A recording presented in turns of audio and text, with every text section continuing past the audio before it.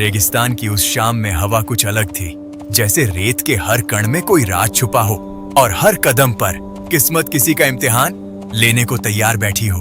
दुनिया में दो तरह के बाजार होते हैं, एक वो जहां चीजें बिकती हैं और दूसरा वो जहां इंसान खुद बिक जाता है। मुल्ला नसीरुद्दीन उस दिन दूसरे वाले बाजार की तरफ जा रहे थे। उनका गधा धीरे धीरे चल रहा था, जैसे उसे भी अंदाजा हो कि आगे रास्ता सीधा नहीं, चालाकियों से भरा है। मुल्ला ने आसमान की तरफ देखा, हल्की सी मुस्कान आई। या अल्लाह, अगर आज कोई मुझे बेवकूफ बनाने वाला है तो उसे थोड़ा हुनर ज्यादा दे देना, वरना मजा नहीं आएगा। थोड़ी दूर चलने के बाद सामने एक अजीब सा दरवाजा दिखाई दिया, न बहुत बड़ा न बहुत छोटा, लेकिन इतना खामोश कि जैसे सदियों से किसी का इंतजार कर रहा हो। दरवाजे के ऊपर टेढ़े मेढ़े अक्षरों में लिखा था, सौदागरों की सराय। लेकिन मुल्ला की तेज नजर ने तुरंत पढ़ लिया, यहाँ हर सौदा घाटे का है सिवाय मालिक के।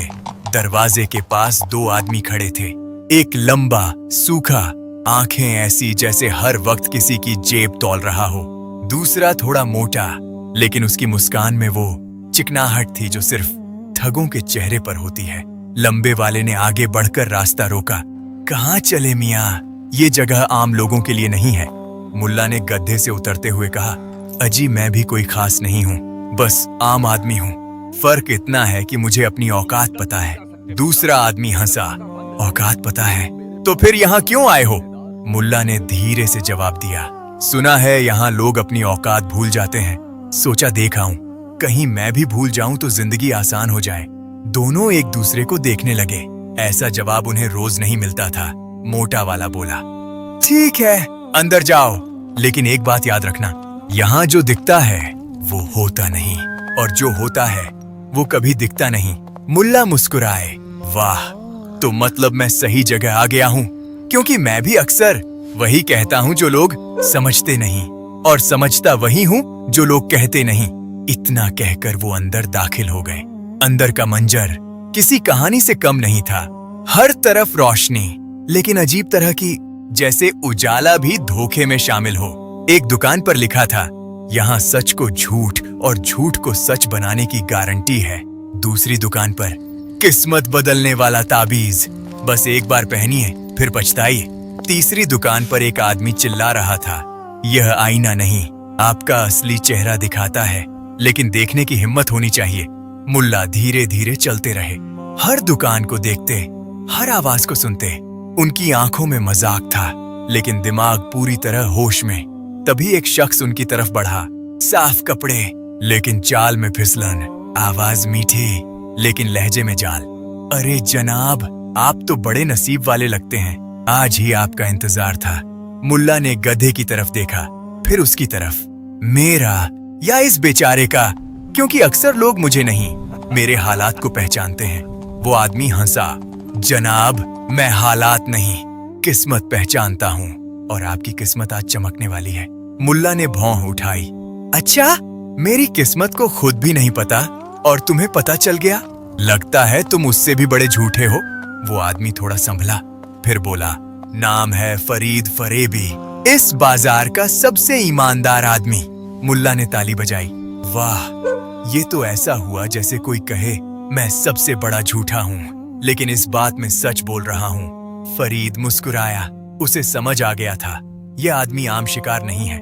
उसने धीरे से कहा, चलिए आपको कुछ खास दिखाता हूँ, ऐसी चीज जो पूरे बाजार में सिर्फ एक ही है। मुल्ला ने गधे की रस्सी कसकर पकड़ी, चलो देखते हैं आज किसकी अक्ल महंगी बिकती है, तुम्हारी या मेरी। दोनों एक तंग गली में मुड़े, जहां रोशनी कम और साए ज्यादा थे, और उस गली के आखिर में एक दरवाजा था जो खुद ही आधा खुला हुआ था, जैसे किसी राज को छुपाने की नाकाम कोशिश कर रहा हो। मुल्ला ने एक पल के लिए रुककर दरवाजे को देखा, फिर हल्के से बोले, मियां फरीद। दरवाजे के अंदर कदम रखते ही हवा अचानक ठंडी हो गई। बाहर का शोर, सौदागरों की आवाजें, सब जैसे किसी ने एक पल में बंद कर दी हो। अंदर सिर्फ सन्नाटा था, और उस सन्नाटे में भी एक अजीब सी सरसराहट, जैसे दीवारें खुद कुछ कह रही हों। कमरा गोल था, बिल्कुल गोल। बीच में एक लकड़ी की मेज, और उस पर रखा था एक बड़ा सा संदूक। फरीद फरेबी ने धीरे से कहा, मुल्ला साहब, लोग यहाँ तक पहुँचते तो बहुत हैं, लेकिन समझ कर निकलते बहुत कम हैं। मुल्ला ने चारों तरफ देखा। दीवारों पर आईने लगे थे, छोटे बड़े, टेढ़े मेढ़े। हर आईने में उनका चेहरा अलग दिख रहा था। कहीं वो हंस रहे थे, कहीं गुस्से में, कहीं डर से भरे हुए। मुल्ला हल्के से मुस्कुराए। वाह, एक ही आदमी के इतने चेहरे। लगता है मैं भी इस बाजार का पुराना ग्राहक हूँ। फरीद ने धीरे से ताली बजाई। कमाल है, लोग यहाँ आकर खुद से डर जाते हैं और आप मजाक कर रहे हैं। मुल्ला ने जवाब दिया, डर तो उसे लगता है जो खुद को पहचानता नहीं। मैं तो रोज सुबह उठकर अपने आप से मिलता हूँ। फरीद थोड़ा चुप हुआ, फिर उसने संदूक की तरफ इशारा किया। इसमें है वो चीज जो इंसान को उसकी असली कीमत दिखा देती है, लेकिन एक शर्त है, इसे खोलने वाला या तो बहुत अमीर बनता है या बिल्कुल खाली। मुल्ला ने भौं उठाई। मतलब जो पहले से है वही और पक्का हो जाता है। फरीद मुस्कुराया। आप समझदार हैं, इसलिए खतरनाक भी। मुल्ला धीरे धीरे संदूक के पास गए, उस पर हाथ फेरा। लकड़ी पुरानी थी, लेकिन ताला नया। अजीब बात है, मुल्ला बोले। बक्सा पुराना, ताला नया, मतलब अंदर की चीज से ज्यादा डर बाहर वालों को है।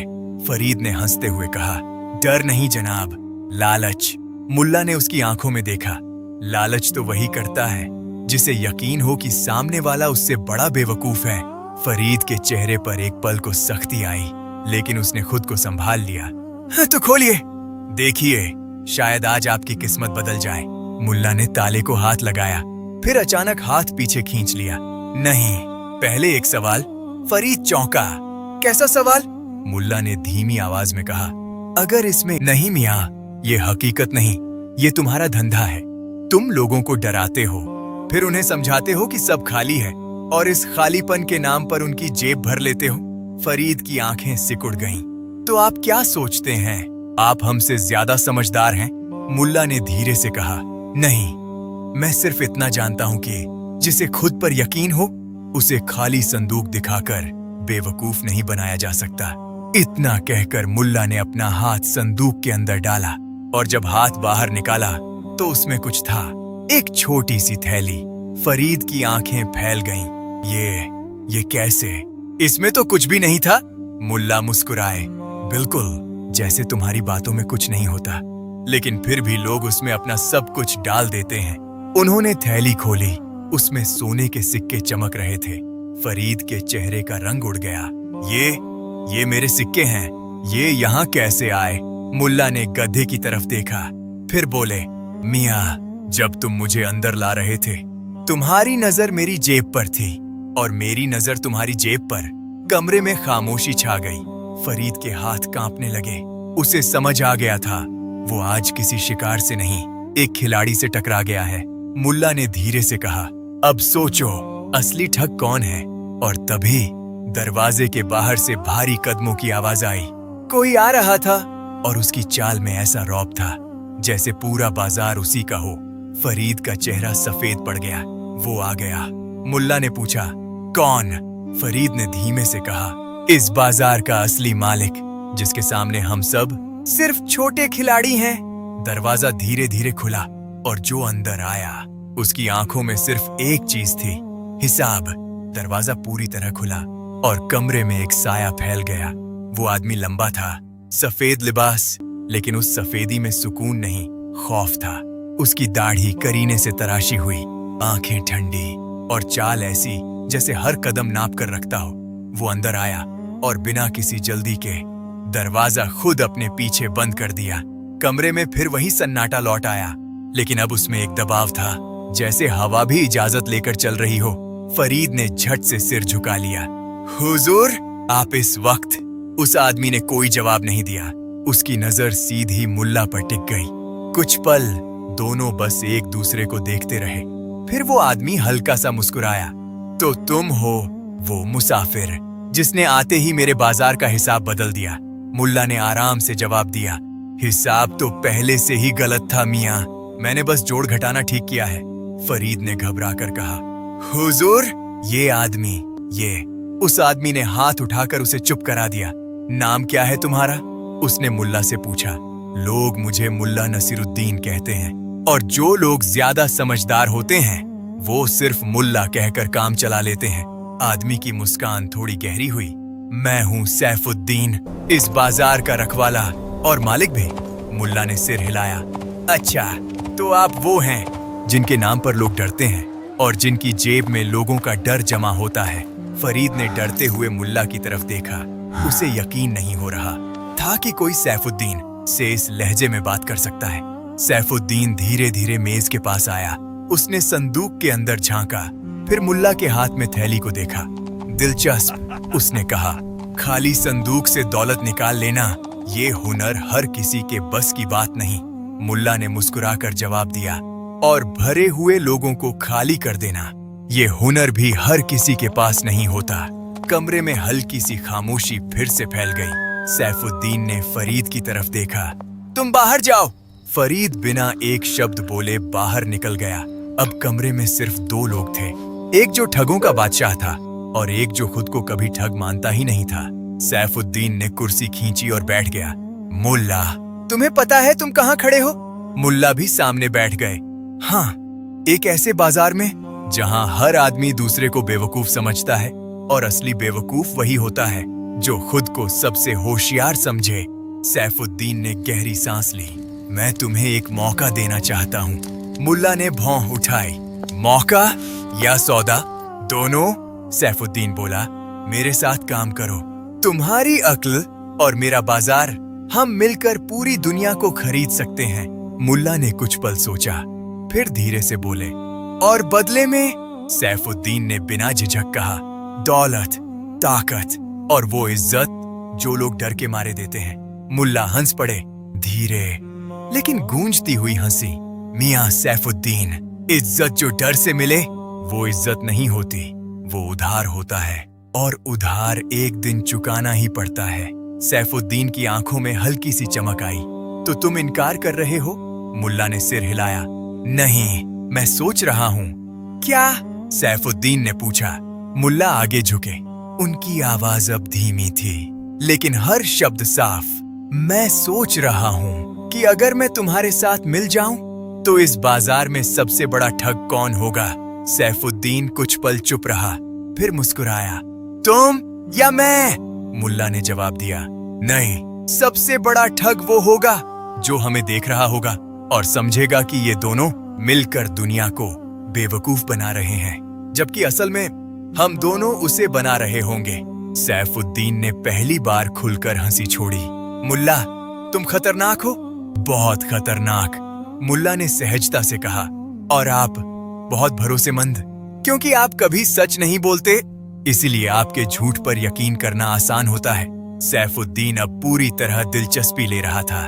ठीक है, उसने कहा, एक आखिरी खेल खेलते हैं। अगर तुम जीत गए तो ये पूरा बाजार तुम्हारा, और अगर हार गए तो? मुल्ला ने बीच में ही कहा, तो मैं भी इस बाजार का हिस्सा बन जाऊंगा। एक और दुकान, एक और झूठ। सैफुद्दीन ने सिर हिलाया। मंजूर है? मुल्ला खड़े हुए, अपनी पगड़ी ठीक की और बोले, मंजूर है, लेकिन खेल क्या है? सैफुद्दीन उठ खड़ा हुआ। उसने कमरे की एक दीवार की तरफ इशारा किया। वो दीवार धीरे धीरे सरकने लगी और उसके पीछे जो था उसे देखकर पहली बार मुल्ला नसीरुद्दीन की मुस्कान हल्की सी फीकी पड़ी, क्योंकि वहां सिर्फ खेल नहीं था, वहां दांव पर अक्ल नहीं, कुछ और था।